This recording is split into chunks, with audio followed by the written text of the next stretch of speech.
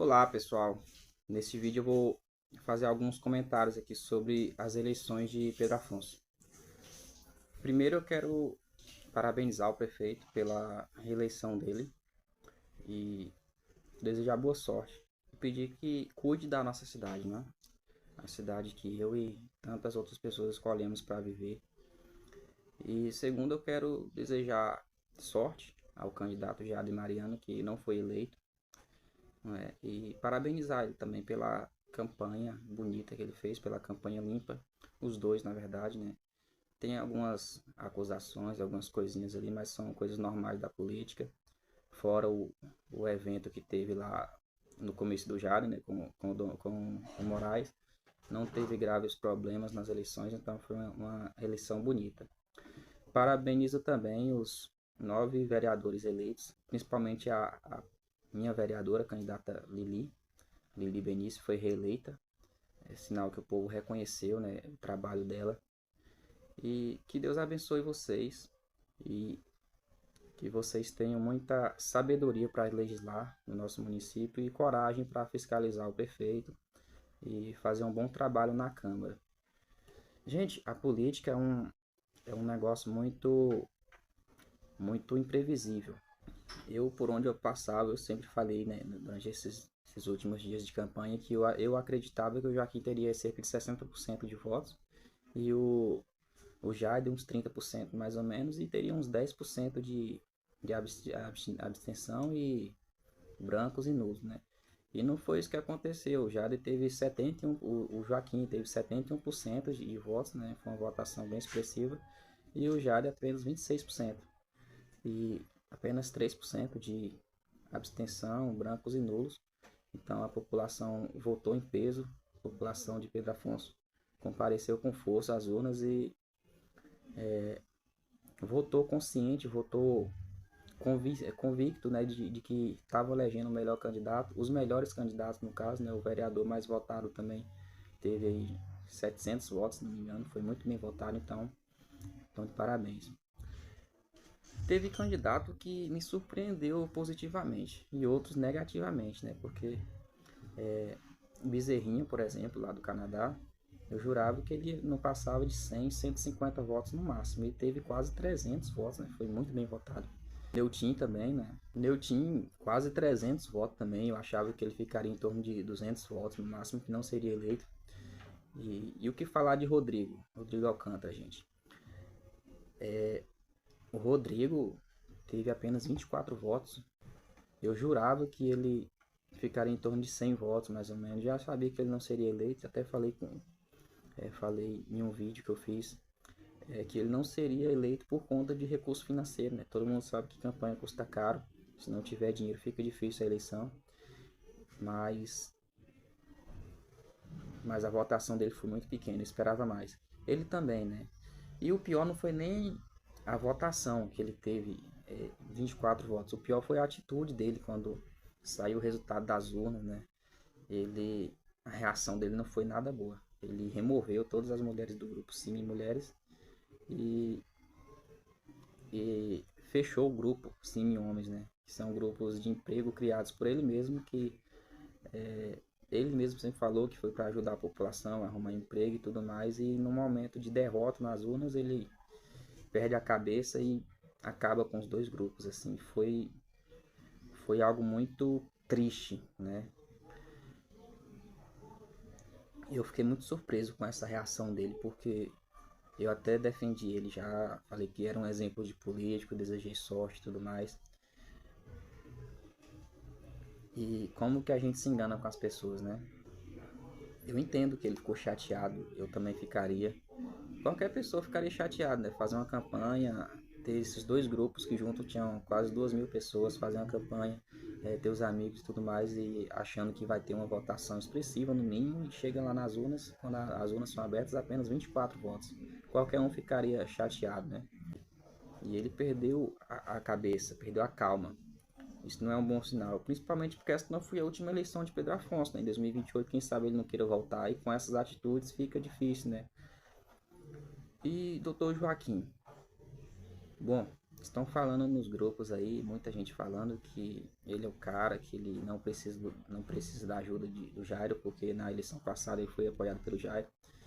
E ninguém prestou atenção em uma coisa, né? Todo mundo tá falando que ele não precisa de ninguém para ser eleito, porque ele é forte e tudo mais, mas ninguém prestou atenção que ele não foi o único que fez essa campanha, tá? Lógico, ele tem um mérito dele por essa votação expressiva, mas só que tem uma peça fundamental por trás dessa campanha dele, que se chama Eduardo Chagas, tá?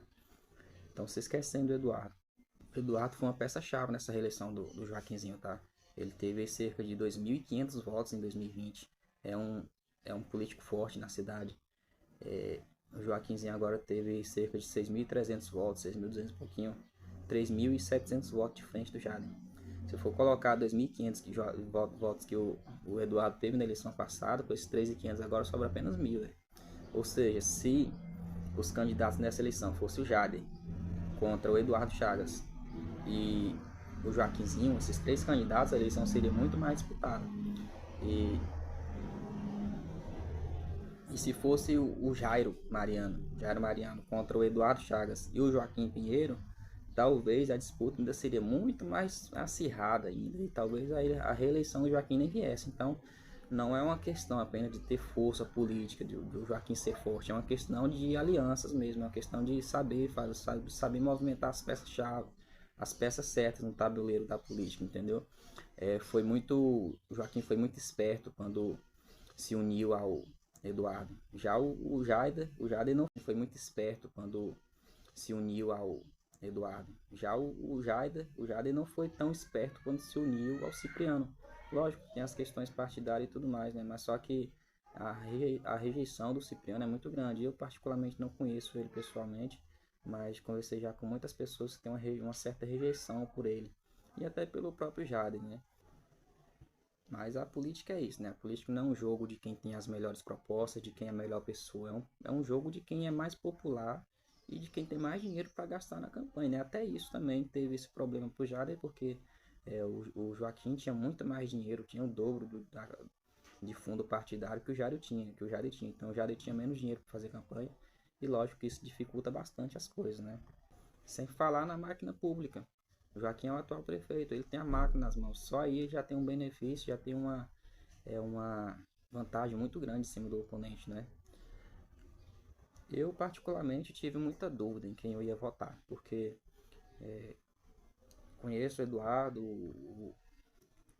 Eduardo Chagas, o Jader e o Joaquim. Eu conversei com todos. São pessoas boas, competentes, são pessoas que têm um histórico bacana e tudo mais, mas só não conheço o Cipriano, né? Mas eu acabei votando no Joaquim por conta da saúde e da educação, principalmente. A cidade como um todo não está mal, tá? A gestão de Joaquim não foi ruim, principalmente na saúde e na educação. Tem muita gente criticando a saúde, principalmente, questão de exame e tudo mais, mas só que assim, eu conheço várias cidades do Pará, Tocantins, Bahia, Maranhão, e já aprendi muito nesse tempo. Trabalhei viajando muito nessas cidades. Em Palmas, por exemplo, já fiquei 8 horas na fila da UPA esperando para ser atendido. Em Pedro Afonso, as 2 vezes que eu precisei de atendimento no hospital, nunca fiquei mais de que 2 horas para ser atendido. É lógico que não é um tempo ideal, que a gente queria que fosse menos tempo, mas só que se for comparar com outras cidades, Pedro Afonso não está ruim, entendeu? A educação de Pedro Afonso ficou em terceiro lugar na nota do IDEB de todo o estado. Então, a educação também é muito boa. Até parabenizo a professora Kátia, que é a professora do meu filho, lá do Jandevan, que o meu filho, em um ano no Jandevan, aprendeu muito mais do que em 2 anos em Palmas. E a educação de Pedro Afonso, principalmente, é muito boa. E agora fica aí as amizades perdidas, né? Muitas amizades perdidas por conta de campanha, por causa de política. Gente, isso é uma palhaçada. Lembrando que em 2020 o Jader e o Joaquim eram aliados, tá? E hoje são oponentes. Quem sabe se na próxima eleição eles não vão ser aliados novamente e vocês aí brigando por causa deles.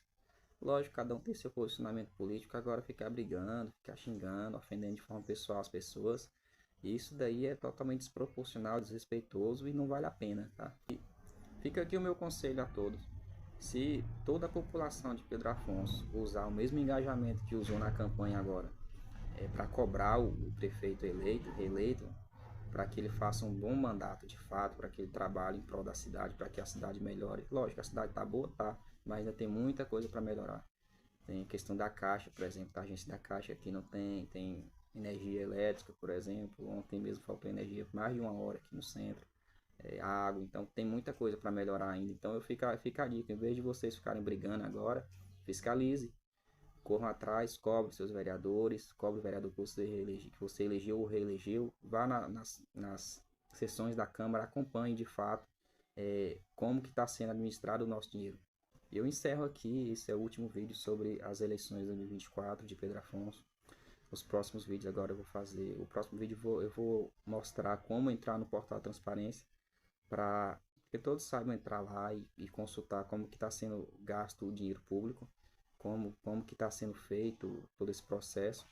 E os próximos vídeos vão ser muito construtivos, vai ser sobre a política estadual, federal, municipal também, no geral. Então peço que todos se inscrevam no canal, curtam esse vídeo e compartilhem para que mais pessoas possam ver, tá? E ajude a gente aí a continuar desenvolvendo esse trabalho aqui no YouTube.